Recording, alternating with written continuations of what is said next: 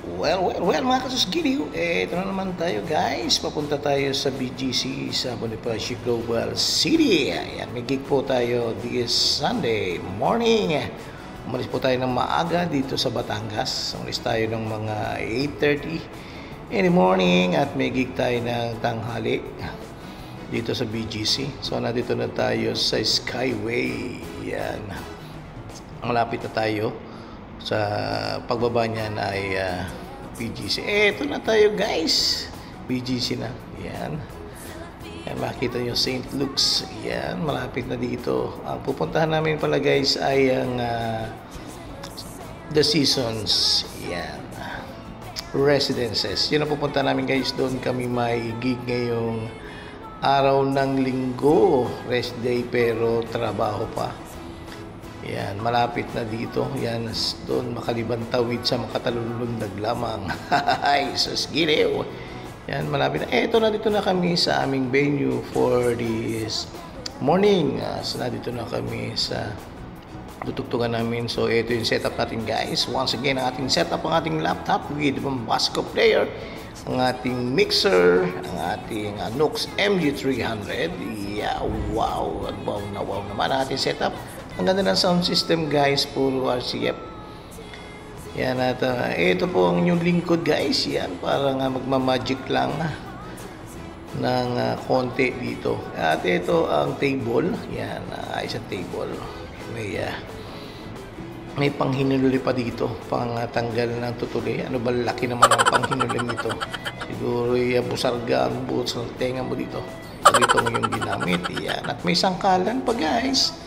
Yan, siguro dito magtatagtad mamaya ng karne. At ito guys, meron pala silang nirentahan tuna cutter. Ayan, isang Japanese na Pinoy. Sabi niya, Japanese na Pinoy. Half Filipino daw. Pero Japanese siya, maalam ng magtagalog din ng konti. Yan, ang tuna cutter. So, ang gagawin niya ay magkakat siya ng tuna para sa sashimi bang tawag doon, basta bahala na siya, hindi ko alam yung pagkain yan.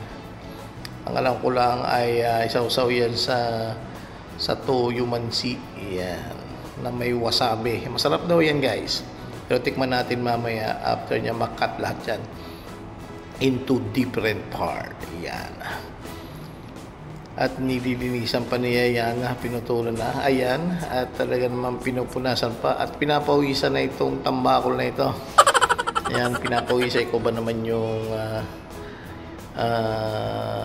samurai. Pag hindi ko ba naman pinawisan ay talaga naman ay susgiliw. So yan, kasama niya ang kanyang anak. Yan, ito nag-explain na si Pugin Lamig. Bahala na, tingnan natin kung ano sasabihin niya guys. Hajimemashite, minasan konnichiwa. Very nice to see you. This is Kosuke from Izuiki. Today, thanks for having me to let me do this performance, and then of course you will get to taste how it's like authentic Japanese food band. So today I have 59 kilos bluefin farm raised in Ehime Prefecture. Ehime 出身の方とかどなたがいらっしゃいませんか? Yun na, bahala na kayong umintindi. Basta naintindihan ko lang 59 kilos na tuna. Yun lang. Ay, susgiliw. Okay,